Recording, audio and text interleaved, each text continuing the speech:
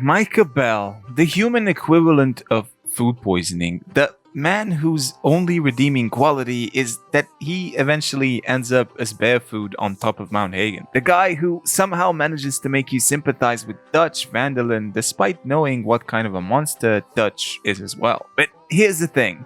We already know that Micah sucks. That's not really news to anyone. You could ask a rock in the middle of the Grizzlies and even it would be like, yeah, screw that guy. Yes, we all hate him and we all wanted to see him bite the dust as soon as possible. And if the game let us, we would have happily left him hanging in Strawberry. Especially as the things he had done up to that point were already a big red flag that everyone's favorite cigar-smoking wannabe dictator couldn't see until things were too far gone. But Micah Bell wasn't just bad. He actually was way worse than any of us ever realized. He wasn't just a backstabbing rat with no sense for right or wrong. He was the living embodiment of everything that was wrong within the world of Red Dead Redemption 2. In today's video, I will be discussing why Micah Bell was way worse than we ever thought. When taking a better look at the characters and stories of Red Dead Redemption 2, we can see that the themes usually follow a pattern that is tied to the name of the game. Every character in their own way is looking for some sort of redemption. Of course, except Micah and Dutch, as for them to be redeemed, Chuck, aka God from Supernatural, would have to pardon them himself.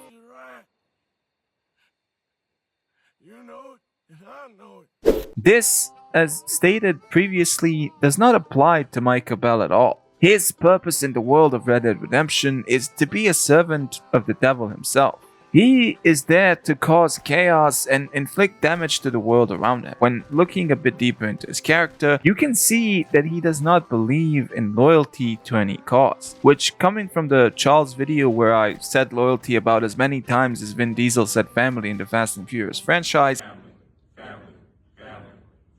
is a very interesting dynamic. He is everything that Charles isn't, and that makes him a perfect villain. Of course, everything said here has been said about him even before by other folks. But what I found after digging a bit deeper into his character and the core values that he has, if we can call them values of course, is the fact that he's not just a figure slapped into the game to be someone for us to hate on. He was carefully crafted to represent a plethora of issues that we as a modern society are facing to this day. He came into the gang fairly late and slowly started infecting the relatively unstable foundation that the gang was built upon. This, to me, is where RDR 2 shines the most out of any video game ever. Because if you look carefully, you can see that Micah Bell wasn't just a villain that ended up destroying the last hope of communal living.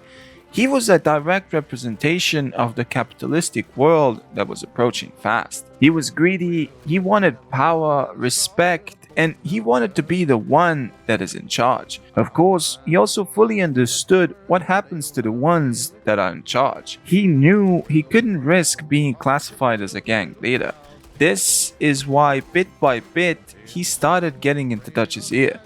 He understood that he could play him like a fiddle without ever having to worry about facing consequences for his proposals. His character isn't just a bad guy. He is a predator. He doesn't just kill because he has to. He kills because he enjoys it. In the mission where Arthur saves him from the prison in Strawberry, he murders a couple in cold blood while retrieving his guns. And of course, he also ends up obliterating an entire town as well, but that's understandable as the folks in Strawberry ain't that nice to begin with. His core personality traits, though, are ones you would think to put on a character in Sims if you really hated them. Arrogance, cruelty, and an almost supernatural ability to manipulate people around him. He is pure chaos, and is a perfect representation of what the impending expansion of capitalism was going to do to the beautiful and breathtaking world of the Wild West.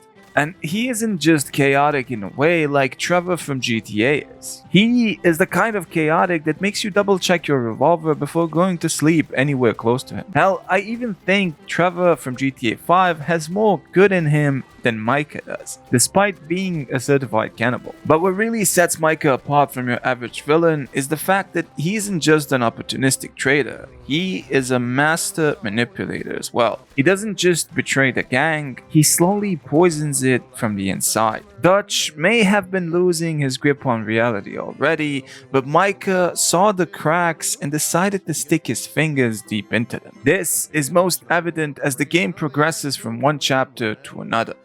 Micah's influence keeps growing and growing, making every single conversation, every single whisper into Dutch's ear a part of his elaborate plan. This, when I look at it, sounds extremely funny now, as Dutch was the one who had a plan, while in reality it was Micah's all along. When looking at him from an outside perspective, his motives are quite simple: power and destruction. While Arthur and the rest of the gang were chasing some broken dreams of freedom, Micah was after only one thing: control. He didn't believe in Dutch's vision, nor did he care about the gang. The only person he was ever loyal to was to himself. But here is where things get even worse.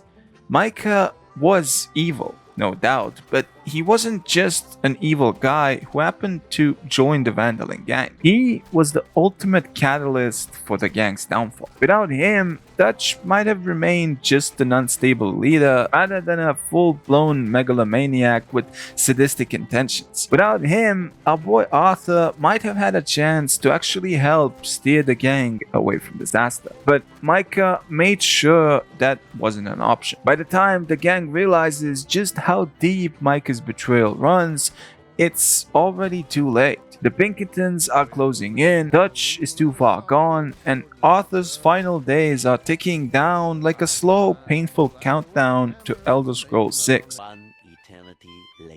And at the center of all of this, a smug, rat-faced weasel grinning like he just won the lottery. Also, while we are at the topic of criticizing his looks and general characteristics, I have to say that I absolutely hate his voice. That slimy, taunting, nails on a chalkboard type of voice that somehow manages to make every single word that he says seem like an insult. And the fact that every insult just feels so personal, Rockstar really nailed the character. One thing that really shows why he's way worse than we ever thought is the sheer scale of the destruction he left behind. He didn't just betray a few people, but he orchestrated the collapse of everything that the gang stood for. His sheer presence managed to destroy the gang within a year. This, of course, doesn't change the fact that Dutch was to blame for this as well. But I can't help but feel that without Micah, the Tahiti plan would have happened. Tahiti. I sure hope so.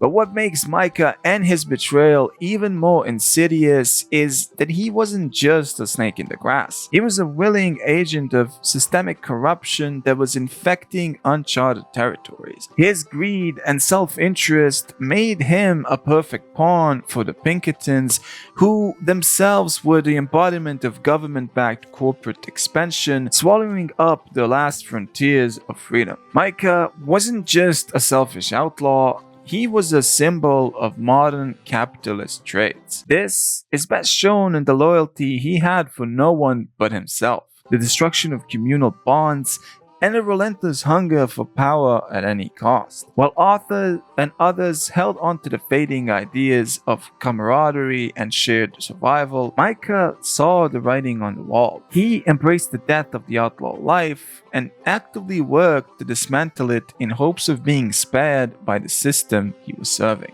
The Pinkertons in the game represent the mechanization of control, law and order at the expense of personal freedoms. And Micah didn't resist it. He welcomed it. He saw no value in the gang's way of life because he was never really a part of it. To him, the loyalty in the gang was a joke. Friendships were just leverage, and freedom was only worth something if he was the one holding the chains. This is why Micah is way worse than any of us ever thought. He didn't just betray a gang. he helped usher in the death of an entire way of life. And when we look at everything, he was the architect of destruction. And what's funny to me is the fact that Micah didn't even win in the end. He thought that aligning with the Pinkertons would secure his survival, but in the end, he was nothing more than a disposable tool. The very system he sold out to saw him as just another criminal, just another loose end to be tied up. He thought that he was playing the game, but in reality, he was just another pawn used by a bigger force to bring in a new era. Unlike John, who is forced to work for the Pinkertons because of his wife and son, Micah chose to do so because of himself. He's a reminder to all of us how easily greed, power, and self-interest can dismantle even the strongest of bonds. He is not only the reason the gang fell apart, he is the representation of why camaraderie and community fail in the face of unrelenting individualism. And that, my dear outlaw friends, is why Micah Bell is even worse than we thought. Anyways, thank you all for taking the time to watch this video. I genuinely hope that you enjoyed it. Also, a big thank you to all the 435 people that ended up subscribing. You guys are the best. If you haven't already, please feel free to hit that like button and of course subscribe for a chance to win an RTX 7090 once this channel hits 10 million. Stay silly, keep badging, and I'll see you all in the next one. Peace.